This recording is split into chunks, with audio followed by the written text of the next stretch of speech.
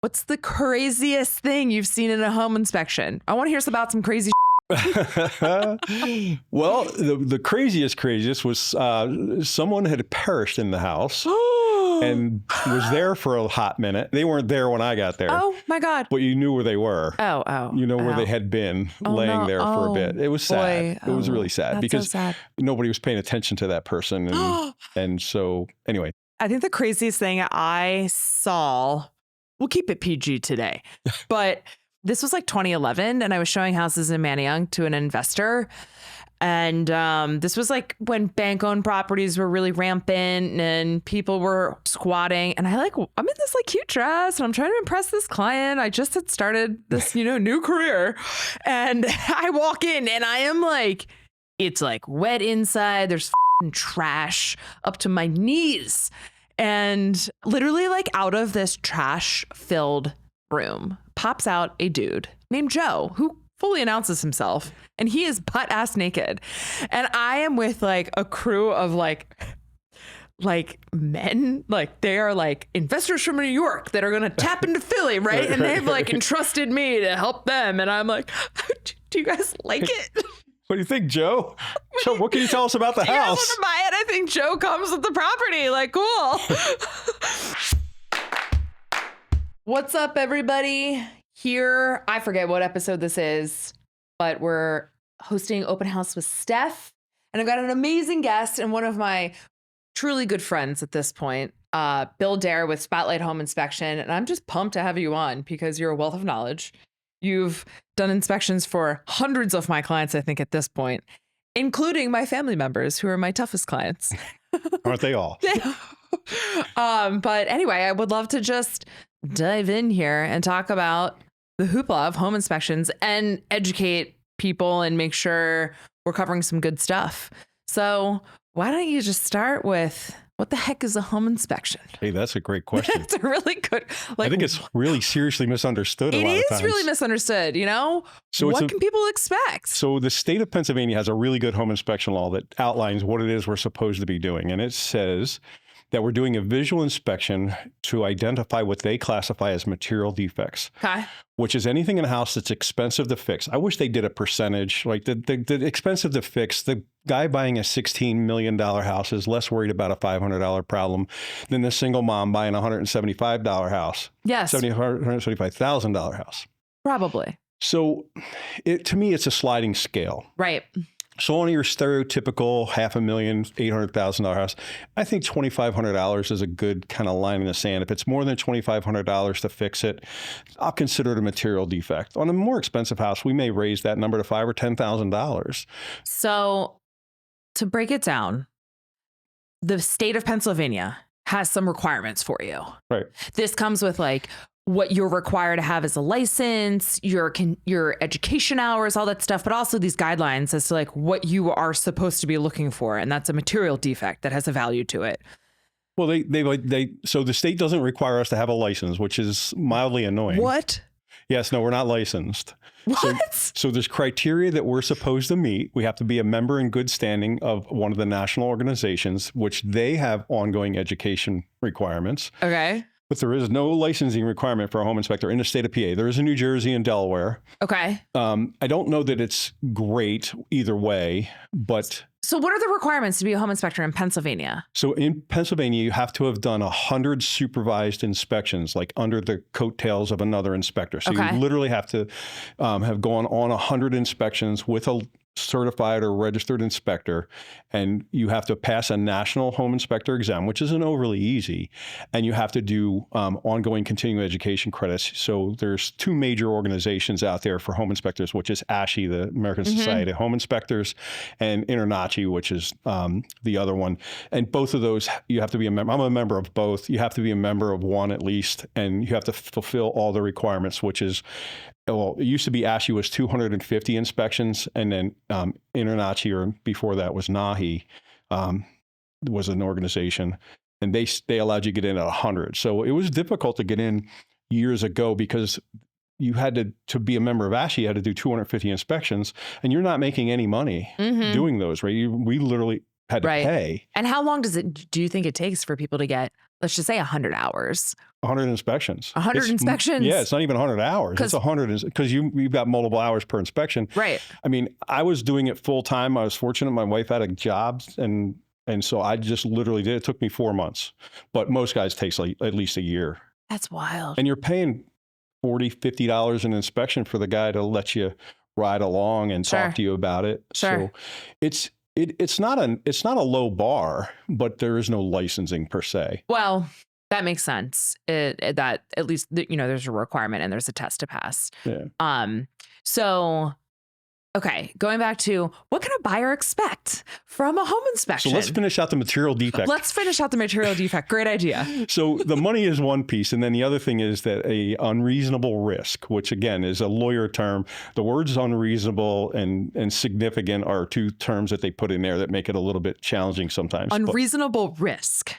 I don't know if I've heard this. Okay, so this is in the state home inspection law. It's in every report that you've ever seen of mine. If you read the whole entire thing cover to cover. Well, normally it's a little more broken down. It's the way that I like to explain it is you're going to get a really comprehensive report, and the real understanding is to understand what's currently functioning, what is currently defective, and what's going to be on your 10-year down the road list and 1-year road list. Right. To really be able to understand. But what is the term? Or the 2-month road list. What do you have to take care of immediately. Immediately before you move into the house. Absolutely. Sure. And then who's going into the house dictates some of that too. If I have little children moving in, sure. My handrail comments and things like that are much more important than if, you or I are moving into a house. Well, there's a way, there's a, I don't know what the word is that I'm looking for here, but there's a baseline of how every home inspector should be evaluating a house, regardless of who's buying it,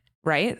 Right, but the material defect is the same, but the commentary, how you couch it on site, may be slightly different. Sure. We can have a lot of influence in the way that people feel about the problems that we encounter as we go through the house. Right. So as we look at material defects, we need to define them in the report. It should say it as a material defect right in the report, according to state law. Mm-hmm. And so if it's unsafe, so for example, a handrail that's missing or loose, to me is an unreasonable risk. GFC ILS, smoke detectors, all these things are unreasonable risk and fairly low cost to deal with. And unreasonable meaning come on, it's so easy, let's just fix it sort of thing? Well, you get the conversation okay, so you don't have lightning rods on the roof, right? So if lightning struck the house, you could burn the house to the ground. I don't think that's an unreasonable risk, right? It's a risk, and we could talk about it, but it's not an unreasonable risk that the house doesn't have, for example, lightning rods. Got it. Understood. Okay, I think that makes sense. Yeah. So it has to be, so that's the material. So when you break the report down, or a home inspection down, we're actually looking at what's really dangerous or expensive to fix that's broken, right? Yes. The state never designed the home inspection industry to go in and nitpick a house, right? We're supposed to be looking, we call it elephants, not squirrels. We're looking for big stuff that's going to be a problem that's going to cost money or put somebody at risk. Or is going to change the way that someone would safely live in their home. And I always say to my buyers, and maybe you agree with this or have a different perception of it, but when you walk through the house as a consumer and you're with me and we're excited and we're going and we're touring and we're doing our thing, there's only so much you know about a property, right? Right. You don't know how to inspect the electrical panel. I'm dangerous enough. I know how to look for, the code and the whatever is in the actual box if it's been renovated recently. But none of us are experts, so we're really leaning on you guys. And that's really the opportunity for a buyer to say, okay, I'm making an offer on this property based off of the seller's property disclosure in Pennsylvania, it's a disclosure state, and what they say about the house. And then you come in and you help supplement additional information. Right. That's usually how I like to think about it and explain it to my clients. And sometimes you uncover some big stuff, but it's for the people in the back. A home inspection is not to be like, nah, I don't really like this style of faucet. Right. Or maybe they should just do this while they're here. That's not how it works. It's, can you live here safely? Right. What is going to be your experience when you move in from a standpoint of repairs and understanding of things? And I'll be honest, most of the time we see the things that we find on a home inspection, the current owner isn't even aware of. Right. So it's pretty amazing to me when you're pointing this out. We do a lot of pre-listing inspections. So people that are getting ready to sell their house, we inspect it for them. And they're blown away by the stuff that we're talking about. That's So interesting. a good home inspector is not only going to give you this data, but help you process it, right? Yes. And that's why I love working with you, is because you do the step that is the most overwhelming for people. Is you get this crazy ass report and you're like, I just paid a guy like $1,000 to come and tell me my house is going to fall down. And then I'm like, no, just settle down. Let's talk to Bill. Right. A good home inspector should always be available after the fact to go on a call. And also, you really should extend your home inspection. If you will get much more out of it if you attend it and stick with the inspector, because there's lots of things that they're going to tell you about the house, and not only things that are wrong with it, but things that are right with it and things that are good and maintenance requirements. And all this stuff is fair game at a good home inspection. So, a good inspector is going to, it's an education about the house. It's not only finding what's wrong, because that's the easy part, right? Going and picking a house apart is pretty straightforward for us. It's unusual for me to see something in a house I haven't seen a dozen times before in that month. Although we did see a gas pump bolted to the sidewalk on a house the other day, and that was the first one of those I'd ever seen. Yeah, that was interesting. I was trying to find a tank, but that's a whole nother thing. Sounds like a nice little DIY project. No, it was old. It was very old. Whoops. So anyway, but I think that the home inspection process is misunderstood in that we can't see through walls. We can't predict the future. Yeah. We are not going to be able to find every last little thing that's wrong with that house in the course of 2 hours. The inspection has to be reasonably priced. I could do a heck of an inspection for about $4,000 or $5,000 on a regular house if I could. I'll bring in an electrician. We'll have an electrician evaluate the panel. So it's designed to be more of a, let's make sure the house is structurally sound to the best of our ability. Let's make sure there's no serious environmental issues like mold or asbestos or lead-based paint and things like that. And let's make sure that I'm going to be able to move in here, to your point, use the house the way I thought I could use it without a lot of drama. Yeah. I mean, you just said so many really awesome things. Let's talk about what's the best practice for a buyer when they are hiring you to do a home inspection? Well, in general, hiring a home inspector should be a little bit of a process. Remember, you're putting an awful lot of faith into that company or that person. So you want to make sure that you want to see a copy of a report, a sample report from them. You want to know that it's what's called a narrative report, where you can read through it. I saw one recently that had smiley faces or frowny faces. If it wasn't happy about something, it was a frowny face. And that seemed kind of ridiculous to me. It was too rudimentary. So I think that finding out that your home inspector, how long is, how many, I stopped counting at 10,000. Right. How many have you done? Is this your 5th year in business, or is this your 5th month in business? Right. That's and I don't want to be, we were all beginners at some point. Sure. But I don't necessarily think that I want to be the guy that finishes the training process on somebody. So find out how long they've been doing it. They should be able to tell you about how many inspections they've done. I think once you hit 1,000 or more, you're pretty good. None of my guys have done less than thousands of inspections.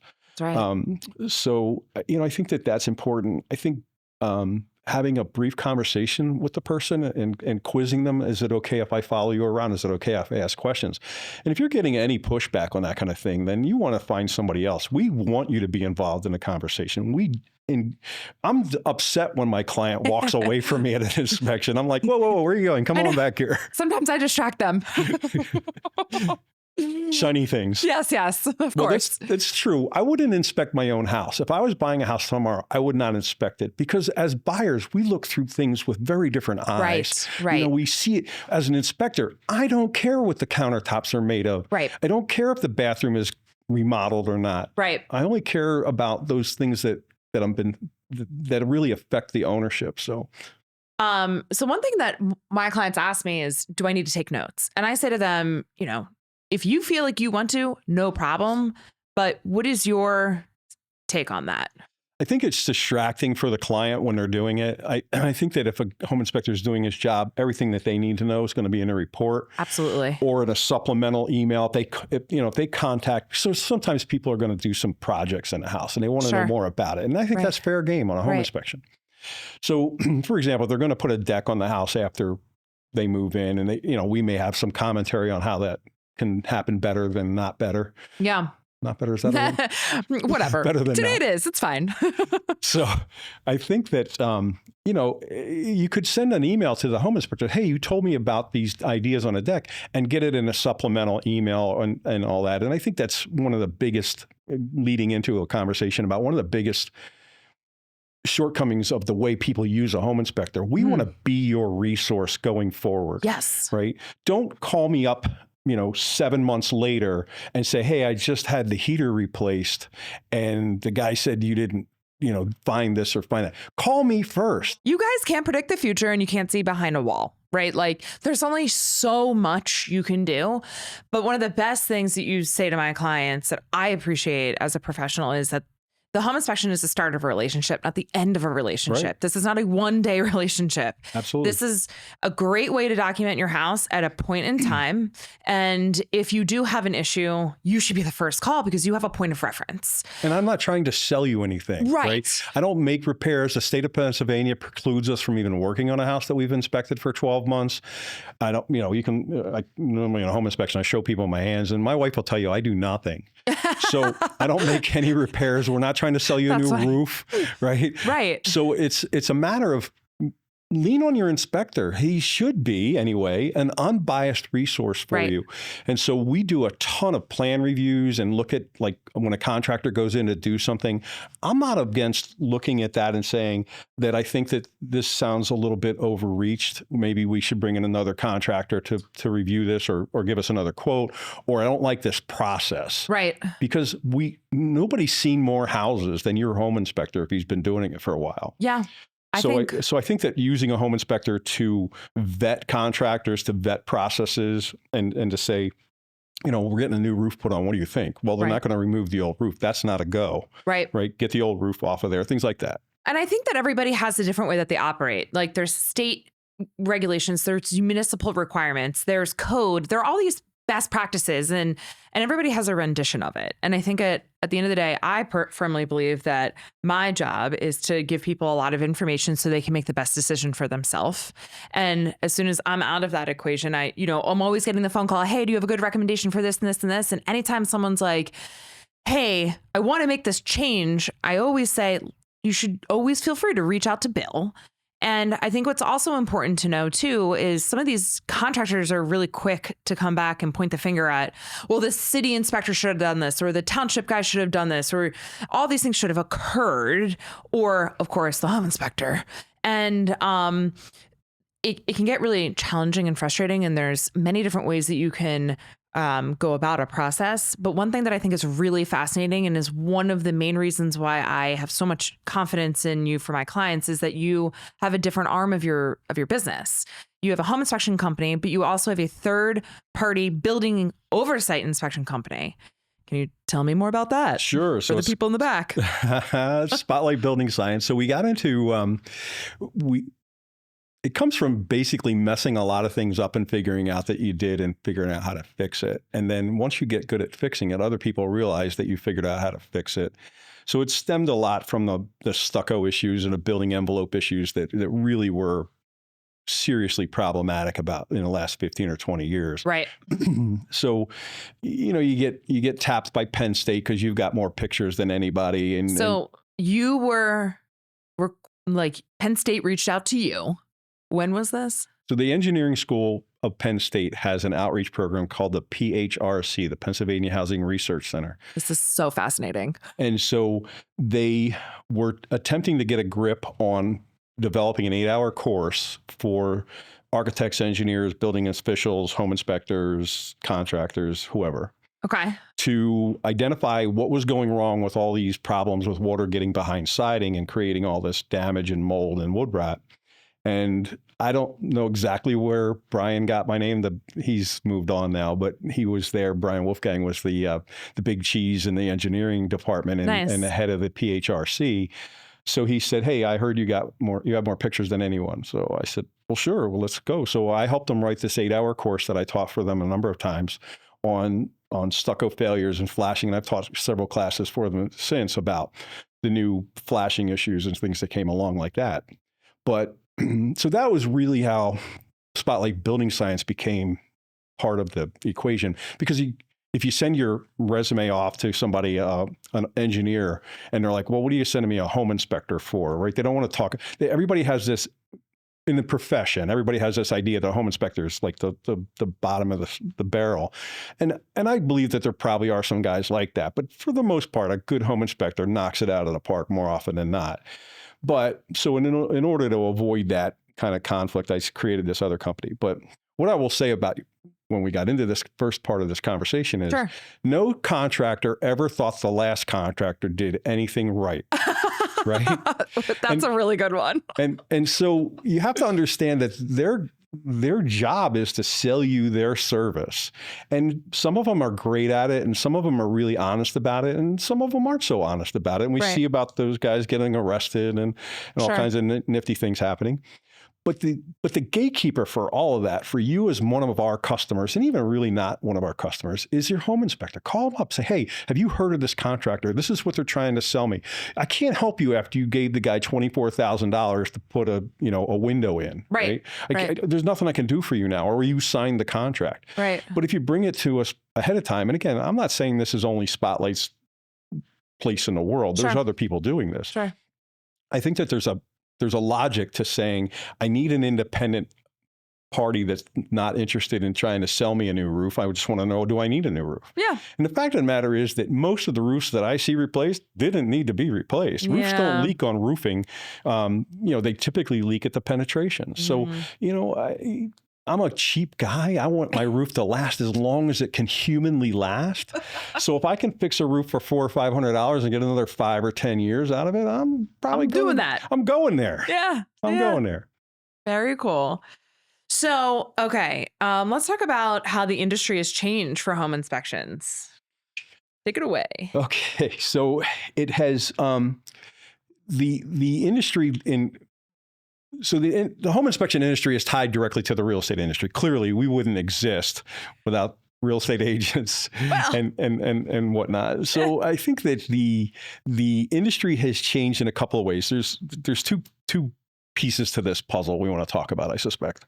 So one is, what is the consumer dealing with out there when they're buying a house, and how does the relationship between the homeowner, or the home buyer, and the home inspection industry changed? And that has become very problematic in the last couple of years, with this whole notion that somehow we need to waive the inspection to get this under contract. And it's a legitimate concern. I mean, you've dealt with it, I know, for a fact, and a lot of our clients have dealt with it. Yeah. They're doing inspections, they're making offers on 5, 6, 7 houses and not getting them. Right. And not until they drop the inspection.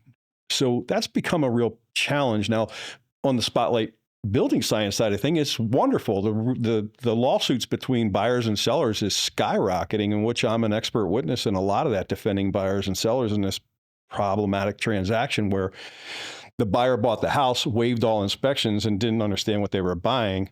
And now they're going to, whether it's legitimate or not, now they're going to go after it. So that has changed how this industry, our industry, we're off by 70% on the home inspection side. That's crazy. So we're also down like almost 2 million units in sales.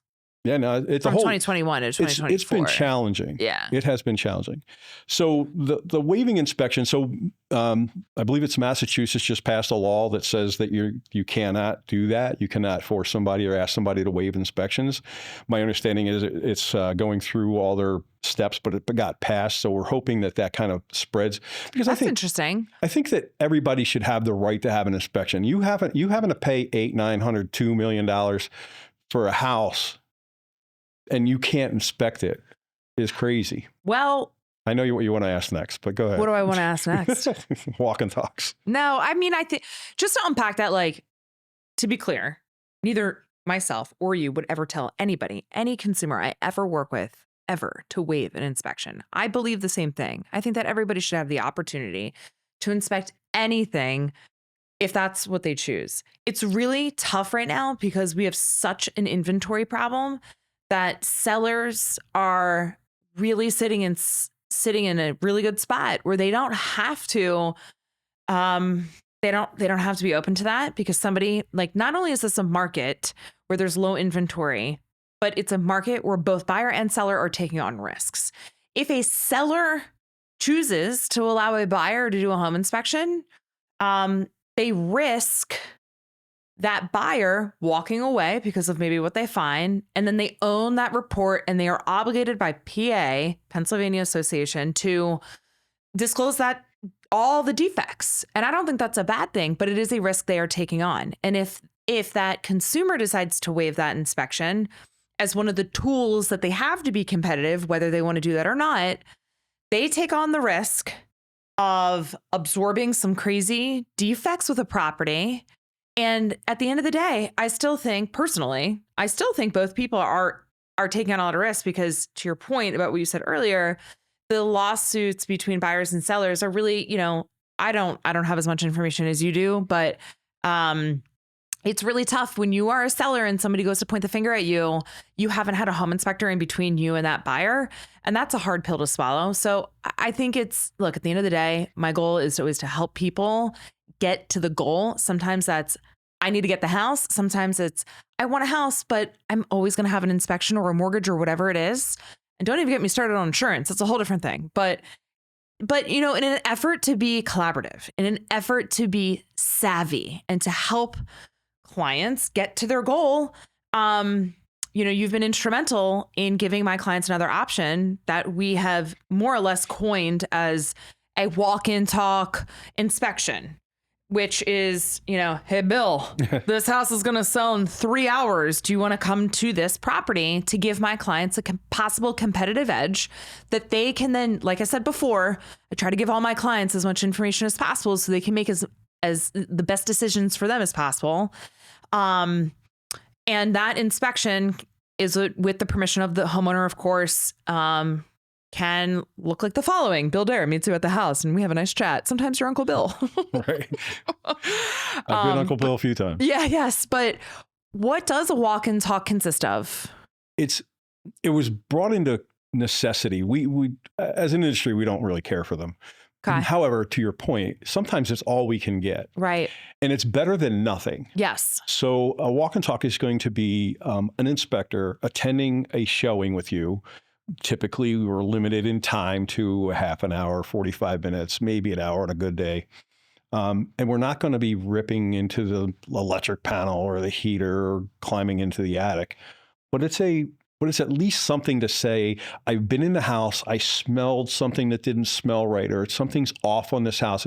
Because a good home inspector that's done this a lot doesn't need to necessarily go everywhere to start to get a sense. Is this house off the rails?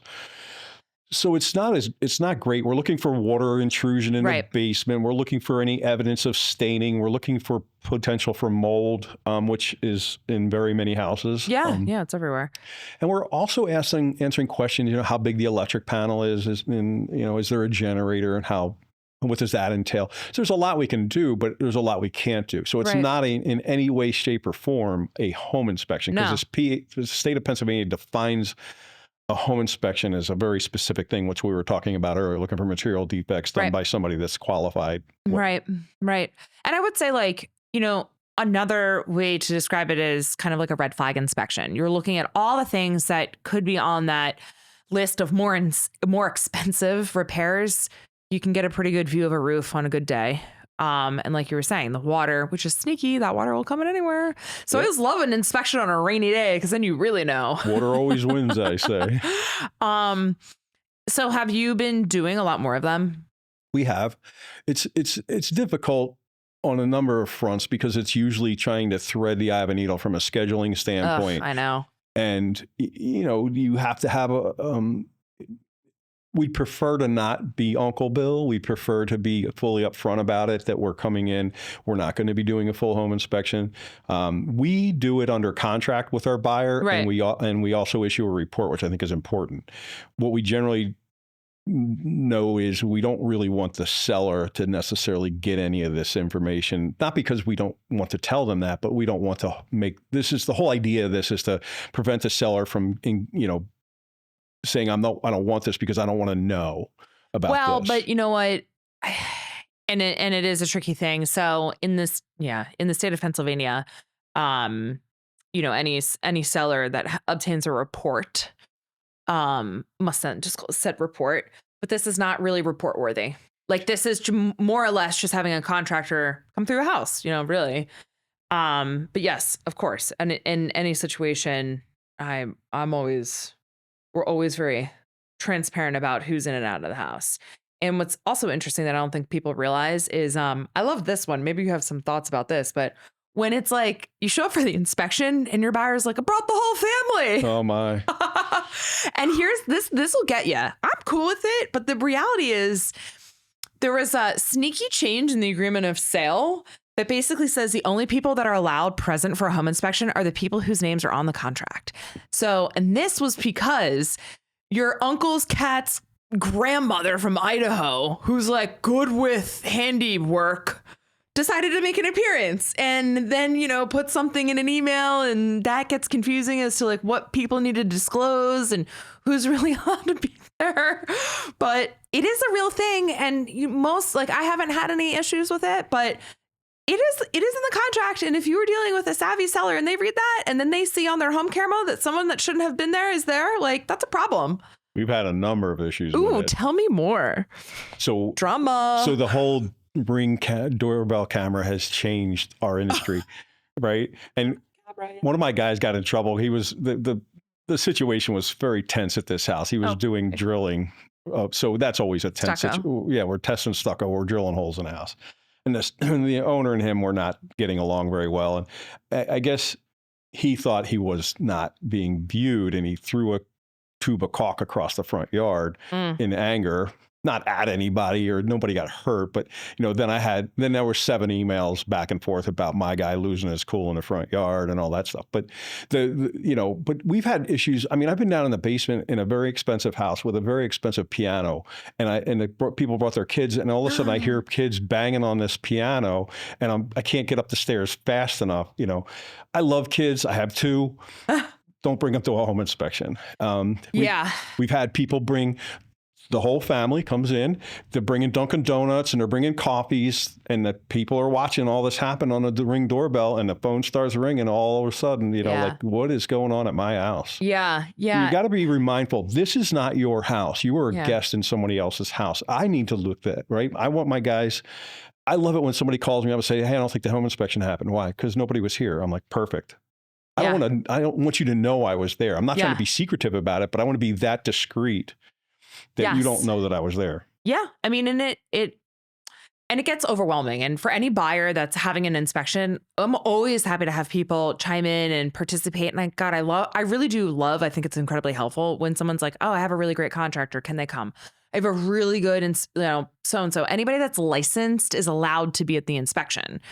Outside of being a home inspector, if you are a licensed person or your name is on the actual agreement of sale. And I think that's really helpful. However, if you start bringing your designer and your paint guy, like it can be really overwhelming. And the point of being at an inspection is for the home inspection. That's the problem. It's just distractive, right? It can get distracting. Focus on one thing. You'll have, if you've got a good home inspection going on and the house has any kind of complexity to it whatsoever, you'll be busy. Yes. There'll be enough for you to keep you occupied just getting through the home inspection, and then the rest of the stuff, just schedule another visit to go in and measure for curtains and whatnot, because you're going to miss so much of the home inspection by trying to do too many things at once. And it's so critical because I wish every client of mine read my report from the title page to the last page. And how long are your reports? 20, 30, 60 pages. The most recent was 20, 30, 60 pages. I've definitely gotten ones that are longer, and I read them. I read them all.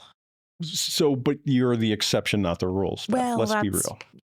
But I don't think that they necessarily do. And if it didn't get covered, if they didn't hear it at the home inspection, they may not catch the fact that while the roof is not a material defect, you're budgeting for one in the next 5 years. Right. And then 4 years from now, they're like hit blindsided, and they're calling me, and I'm like, it says right in your report, but they didn't, because let's be real. When you're buying a house, I haven't done this. I've been in my house for 34 years, but I've bought and sold dozens and dozens of houses over the years from flipping and whatnot. But you've got a lot going on in your life with filing for, trying to get a loan or bum money off your parents for the house or whatever you're doing, insurance and moving companies and figuring out where your stuff's going to go. There's just a lot in your life right then and there. Take a break, spend 2 hours or so with your home inspector, make sure you understand what it is he wants to get across to you, and then go on to the other things. So then once they get the report, what should they be doing with that report? Well, the best person that you're going to have in your camp then must be your agent, right? A good agent is going to work through that report with you, because it's not my job to say that the seller should take care of this or not take care of this. I don't know what the real, so some deals are as is, some deals, if, for example, if the house was, $900,000 and you got them to come down $100,000, I don't know that. But I think that plays into the conversation. Like maybe you kind of take care of some of this stuff on your own because you got such a good deal in a house or didn't good. I don't know. Yeah. But that's where the agent comes in. The agent says, I understand the deal far better, because the home inspector is doesn't know or care what all the nuances of the contract are. Sure. I'm just focused on the house. And then a good agent's going to get together with their buyer and they're going to go over the report. They're going to say what stuff bugs you, what stuff doesn't. A good agent like you is going to be at the inspection, excuse me. Of course. So they're going to know what was, and the conversation is pretty fluid at that point because both people were there. Everybody knows what was said and what needs to be said. And then if it gets more complicated than that, the agent's going to call up and say, hey, Bill, can you jump on a call? And so we can ask you questions and do it very, to your point much earlier, transparent, right? Nobody's trying to hide anything from anyone. That just ends up with problems for all of us. So I think that process is best regulated by the agent. Yep. Once we get beyond, they have a report in their hand. And I always stress, we're looking for material defects. Unless you're buying a new construction house, no house is going to be perfect. So it shouldn't expect to be perfect. And you hopefully have made an offer on the property and the condition it was in. And now you're going to maybe figure out what the next steps look like based off of some new information. So, okay, we get this great report. Tell me what are like the 3 biggest red flags in a house that you see, or that a buyer should be like looking out for. So it's going to be dictated a little bit by the age of the house. Okay. So, we segment houses pre-Depression, post-Depression, because there weren't very many houses built during the Depression. So, so before 1930, you're going to be dealing with the potential for knob and tube. You're going to deal with the potential, almost certainty, of asbestos. What's knob and tube? Knob and tube's a good question. So knob and tube's the first wiring system that we had. It was a really good wiring system. It's 20 amp. It's soldered connections. It's really good. Nice. Except for the fact that now it's 70, 80, 100 years old. Fire hazard. Yes. And the insulation's falling off. And I, if you go on our website, we have some pictures of where knob and tube, everybody for the last 100 years has just been tying wires onto it. And so it's run its course. When I first got into this business, we would kind of let knob and tube slide if it was really well installed and it was only serving lights and stuff like that. We've kind of gone past that now. Sure. We're like, enough of the knob and tube. I'm sorry, if you've got it, you've got to get rid of it. So there's no ground wire, so you can't have a 3-pronged outlet that's properly grounded. And it has a lot of potential problems with insulation. Like if you insulate your attic with knob and tube, there's a lot of issues with it. So the top 3, knob and tube. In a pre-Depression house. You're going to be almost certainly dealing with knob and tube, asbestos, and lead-based paint. And how do we take care of all of them? So it's different now. A lead-based paint anymore, we just say keep it in good condition, right? There's no, you're not going to be removing lead-based paint from a house. You do more damage than good in doing that. So we just paint over it, encapsulate it. Right. We want to get it, any loose paint needs to be dealt with professionally, so you're not creating lead dust. And then paint it over. Mm-hmm. Just keep the paint in good shape. Right. The asbestos is problematic in that it comes in several forms. So most of us are familiar with the asbestos siding, which is called a product called transite. So the asbestos is actually bedded in concrete. Nobody's real worried about that because it's not friable. It's not what they call friable or easily airborne. And there's some asbestos tiles. The small square tiles can contain asbestos. But again, even the EPA says on those things, just keep them in good condition.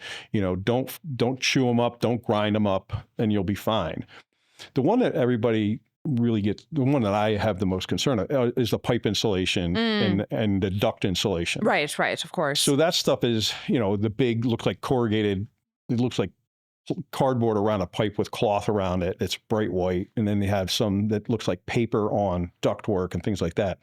That stuff is very easily friable and not overly easy to get rid of and kind of expensive.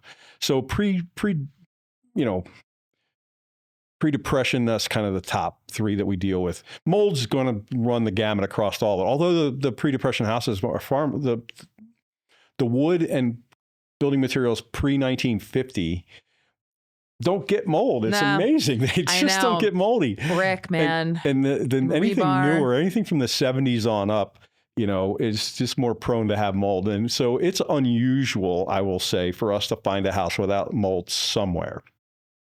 And we got into mold testing and all this because I got so tired of mold guys going crazy on these houses. It's like, look, mold's everywhere. You're breathing it right now, right? Unless you're in a hermetically sealed hospital operating room, you're dealing with mold. And I just want to make sure it's not growing excessively in a house. A little bit of mold, we find it a lot under the stairs in the basement. Yeah. Or where the basement, if there's drywall in the basement where it touches the floor behind it, things like that. So anywhere that you've got moisture or elevated humidity, you've got the potential for mold. Right.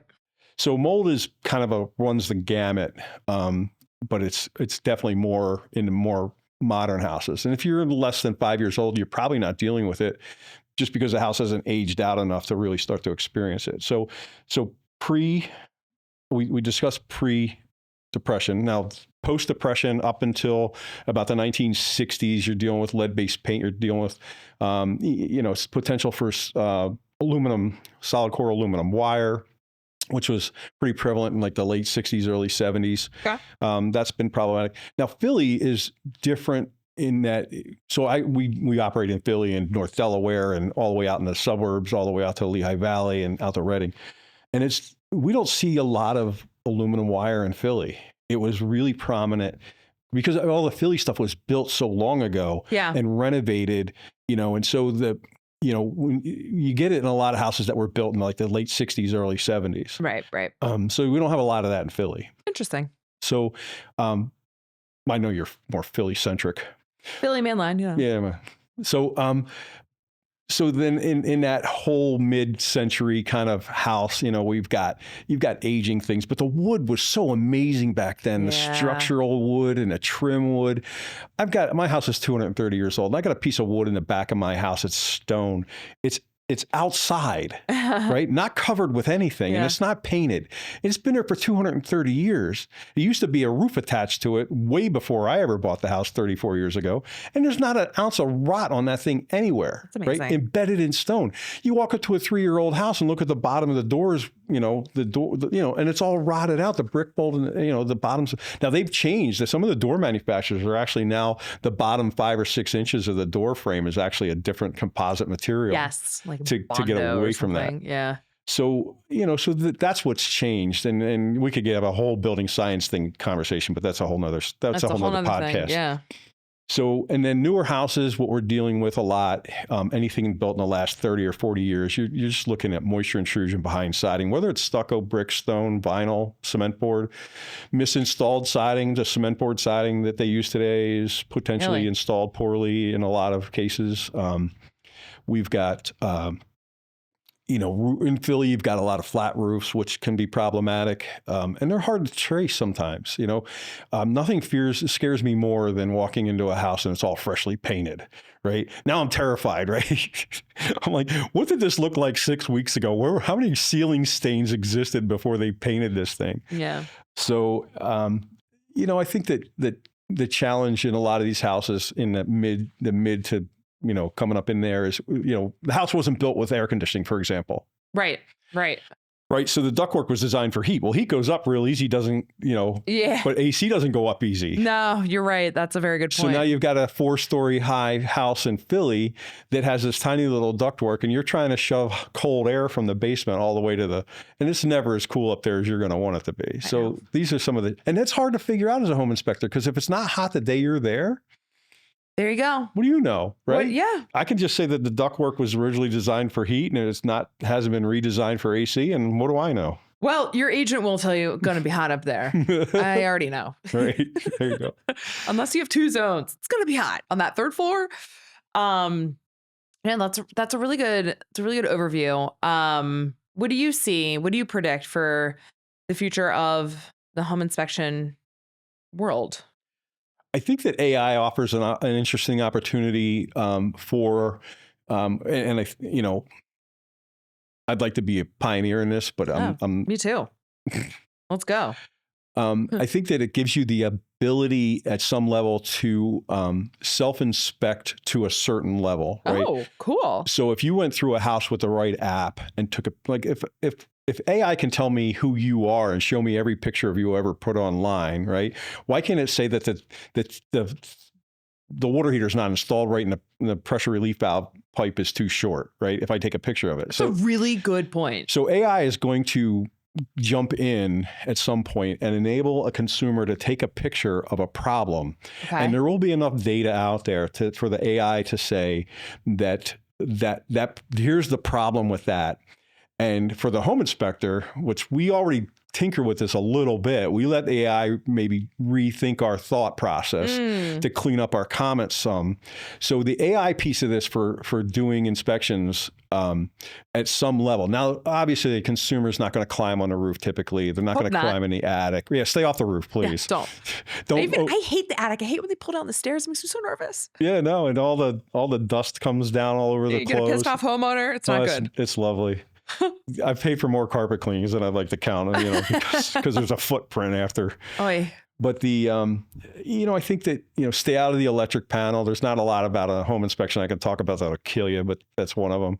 So stay out of the electric panel. But there's a lot of things that you could do as a consumer to educate yourself about a house or about a problem. When I'm 60, I'll be 65 years old this month, right? Mazel. Happy birthday. My kids can't even understand. My kids are young. They can't even understand that there was a day when you didn't have internet or cell phone and all this stuff. And to be able to Google something from your hand is like mind blowing. Yeah. Yeah. So the level of information is staggering. I'm going to give you my caution that I give everybody. It's Bill's rule of 3. You got to find 3 idiots out there saying the same thing, because there's always one that's clueless. Or call your home inspector. Just call your home inspector. So I think AI is going to change a lot about life in general. Yeah, of course. But I think that in the inspection industry, it's going to change it. I think that thermal imaging has been a boon for the home inspection industry. I worry about thermal imaging cameras used to be 10, 15, 100 grand, right? And it was limiting. It was self-limiting. So your Dewey Cheatham and Howe home inspector didn't run out and buy a thermal camera. We've had one forever, but now you can get a decent thermal camera for $700. It's so interesting you say that. So I wanted to ask you, what are the tools that you use, that you rely on every inspection? And that's one of them. I think that a good inspector should come equipped to do almost anything within reason. We're not allowed to be destructive, right? I can't cut a hole in anything. Yeah, no holes unless you have a permission of some sort, and it's really necessary. Right. So I think every home inspector should walk into a house with a flashlight, a screwdriver, a moisture meter, and a thermometer, right? That is the absolute bare minimum to walk into a house with. If you're thermal? No, just a regular moisture meter. Moisture meter. And you said a thermometer? And a thermometer, right? Because we have to do a differential temperature read on the heater. Yes, but that. I think that a good home inspector, an exceptional home inspector, walks in with a thermal imaging, because they have pocket ones now that are adequate. Yeah. That you need. So am I going to thermal the whole house? No, more than likely not. But I want to do vaulted ceilings, skylights, basements, because a lot of things show up on that that's really interesting.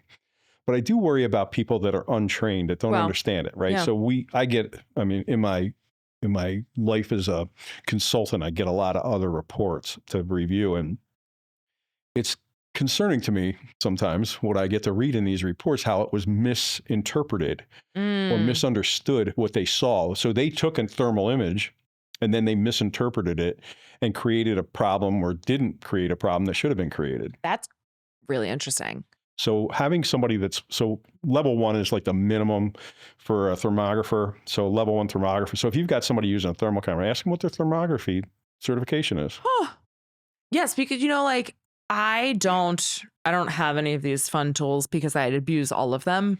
Um and I have to stay in a lane. Like I'm a real estate agent. I don't have any sort of certificates to allow me to operate heavy machinery like you do.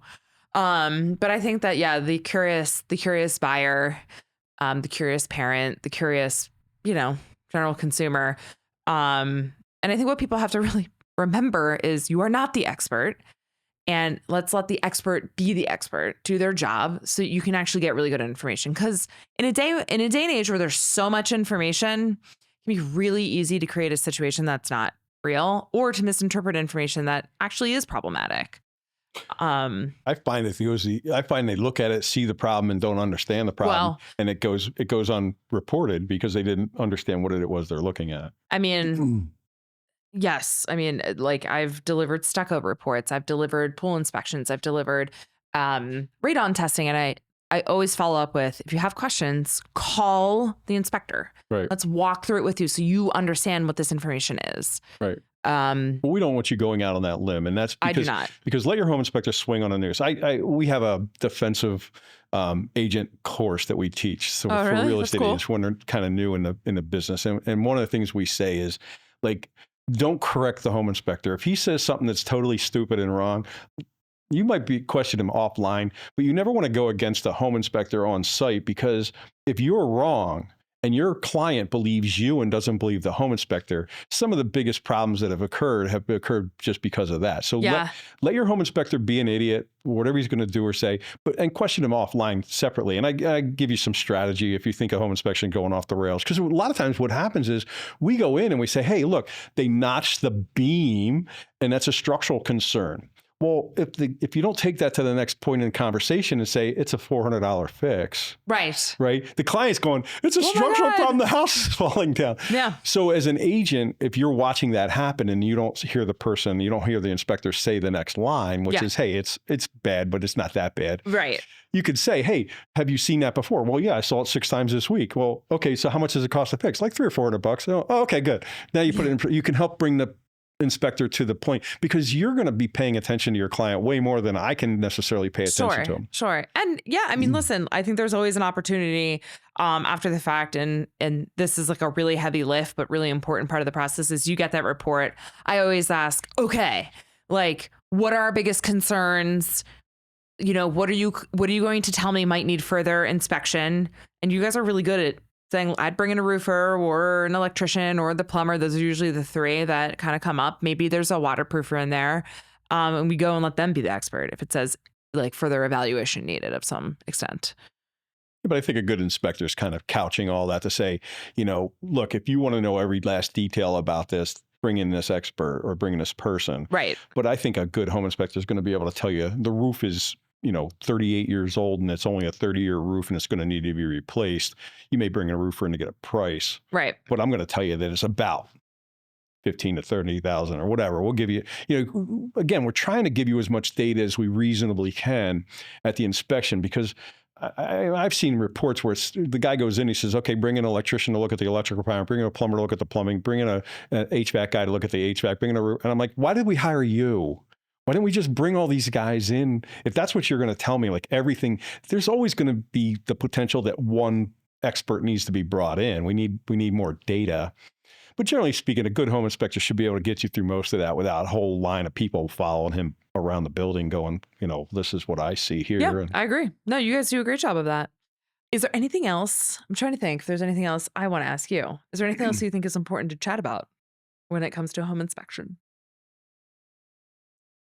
I think that as a person that sits in court between buyers and sellers, and I've defended sellers and I've gone after sellers, and you're hired as a gun to do what you're supposed to do, is that a home inspector in the equation is an enormous insulator for you as a seller, right? You don't understand it maybe, but if you allow a home inspection, then if there's a problem after the fact, they're going to call the home inspector. They're going to complain to him, and he's going to have his own, resources to deal with the problem.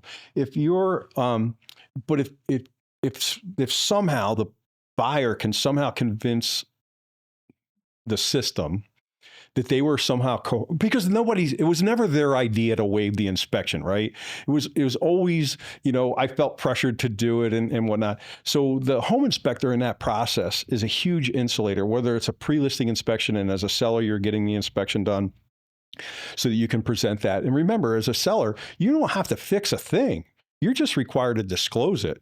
The roof could be caving in and you just disclose it to the seller that this is my inspection report. And so putting a home inspector in there, and I'm not talking about a walk and talk, I'm talking about a legitimate home inspection, is a huge insulator to allow somebody else to jump in between the two parties and say, I'm the guy that did the inspection. If there's a problem, see me. Yeah. I think that's really good advice. Who knows what the market has in tail for us this year. We'll see. Hopefully there'll be some more inventory. I think it's going to take a while for that to square itself up. I think it'll take a little while too. But no, this was great. The biggest question that I have that so many people probably want to know, what's the craziest thing you've seen in a home inspection? I want to hear about some crazy shit.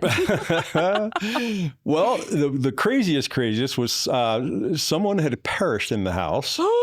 And was there for a hot minute. Oh. They weren't there when I got there. Oh my God. But you knew where they were. Where they had been laying there for a bit. It was sad. It was really sad because, so sad. Nobody was paying attention to that person.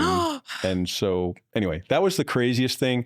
It was a very special house. That wasn't the only problem. No. But toilets full. I mean, literally full. Oh. Because people, when a house gets really bad, right, when it's going through repossession and all that stuff, they turn off the plumbing and electric, and so yeah, I mean, I've seen my share of duty in toilets. Of shit-filled toilets. Yes, to the top, right to the how did it get there? What do you got to do to fill it that full? A lot of Taco Bell. That's crazy.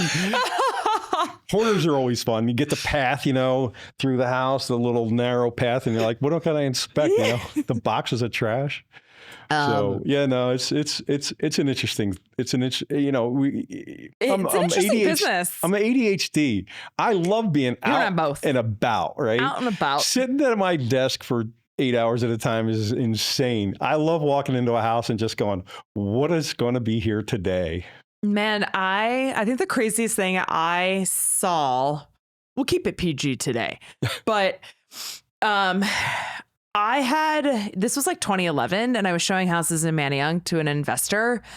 And this was like when bank owned properties were really rampant and people were,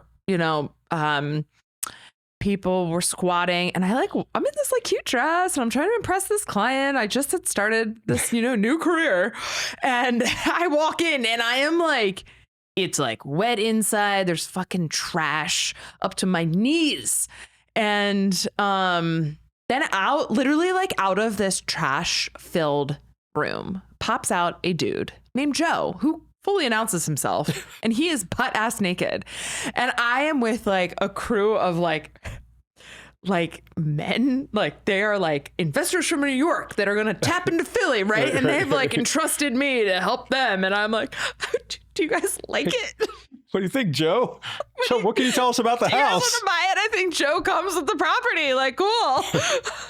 And I was like, they had I didn't know what was going on. I was like, I call like one of my, mentors. I was like, what happened? Like, what's happening? She's like, Stephanie, like these people, they don't live in the house. Like, and had to explain to me, like, what happens when you are pissed off, you get evicted from your house and then people come in and they rip out the copper and copper pipes. You've got water. It was like a whole thing. They didn't disclosure. They did not buy anything. They went back to New York. And I was like, okay, I don't know about this as a career. What are we going to do?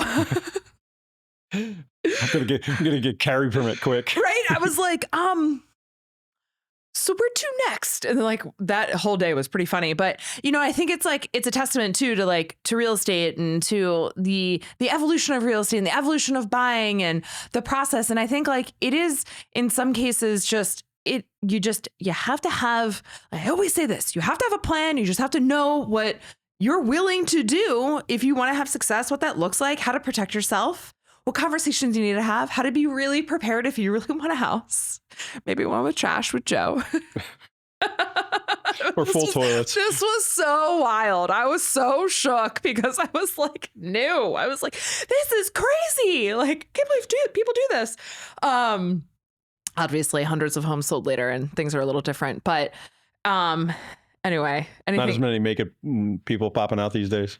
No, but I have had like once, oh God, while we're on this. So I like at one year, I like sold. I had a really awesome client. He's a great friend, really, really just like super cool, successful guy. And he was a home builder, but also an investor in the city. And he owned a ton of units at Temple University. And I was like the queen of Temple. I think I sold like 52 homes that year or something. And like 20 of them were these like crazy Temple rentals that were like lived in by like the crew team and like the track team. And I was like, cool, played lacrosse. Like, but they were gross, they were gross. And like, there was all sorts of crazy shit. And like these girls had like pet rats and they were just like, they were so disgusting. And I was like, I was like, girls, you need like a new hobby. This is gross. And we sold a lot of them. They were great. They were like a 10 cap. I mean, he was just restructuring. But for everybody who thinks that real estate for us and Bill is going to fancy lunches and negotiating $1 billion deals, no, I have like for sure had to carry a rat out of a fucking cage.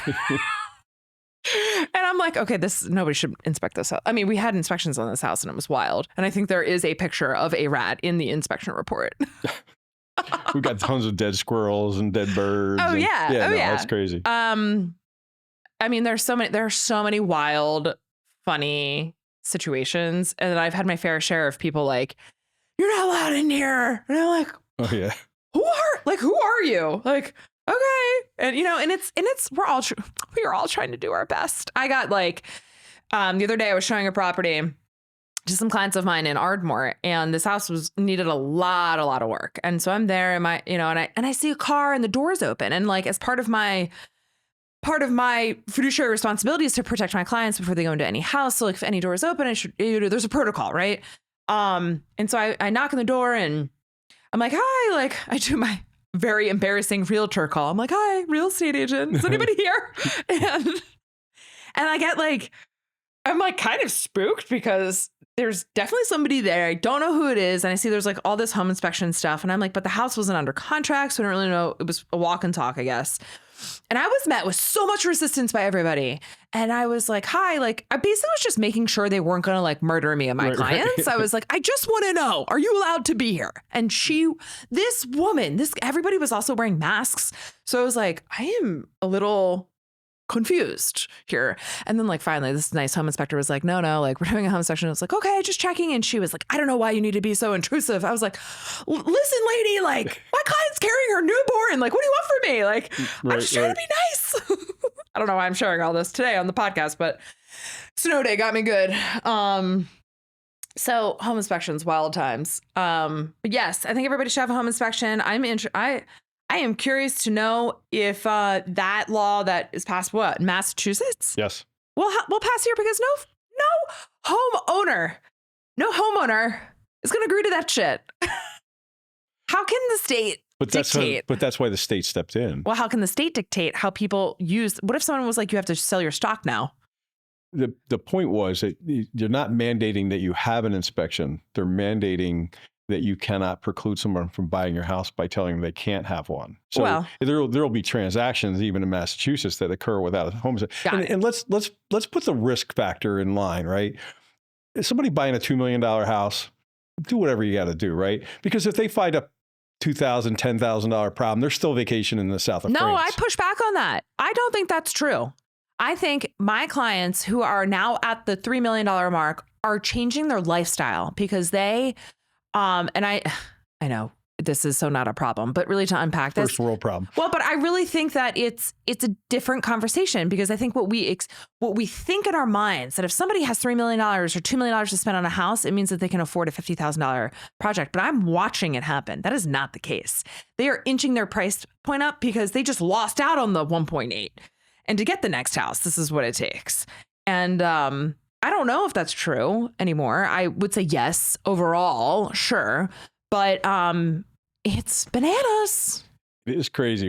But generally speaking, when I get above $1 million, the buyer may, has somebody to lean on, right?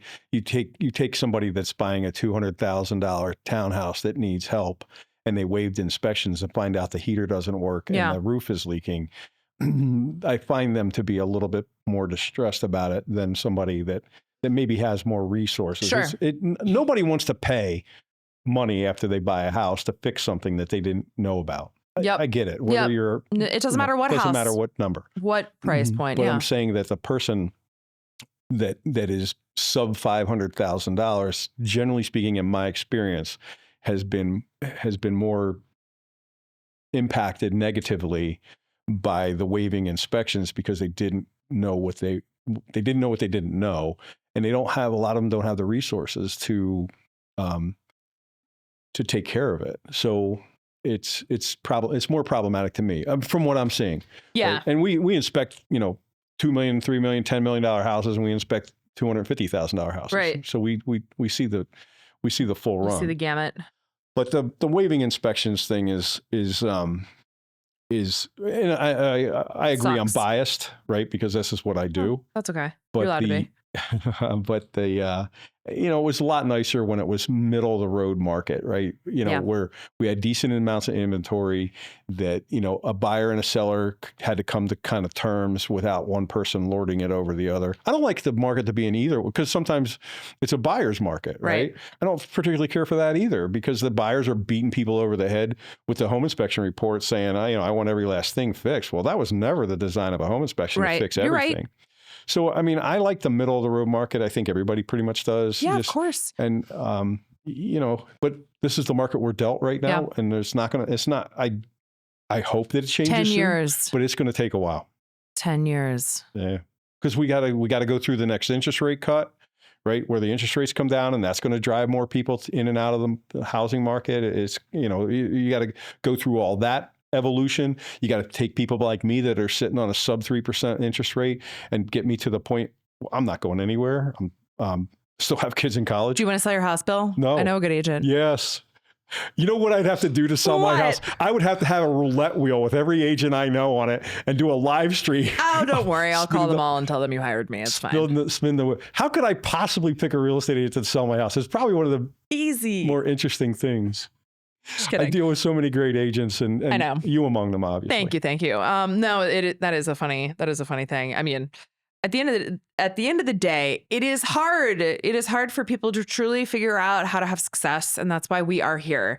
I'm here to tell you what the process looks like so you can make good decisions, and you're here for my clients. And I'm so lucky to have you, because I really do torture you. I call you at hours that no one should get phone calls. Oh, it's all good. But it's because my clients need it and they really appreciate it. And you have single-handedly been the reason why people have been so successful over the last several years. So thank you. Thank you. And if anybody is interested in learning more about Bill, I will leave his contact info, website, email, all that good stuff in the show notes. Can I say that? I think that's a cool thing to say. I think that's what people say. Spotlight Home Inspections. Thank you. You're the best. I appreciate it. I appreciate being here. Thank you, Steph. Yo, John!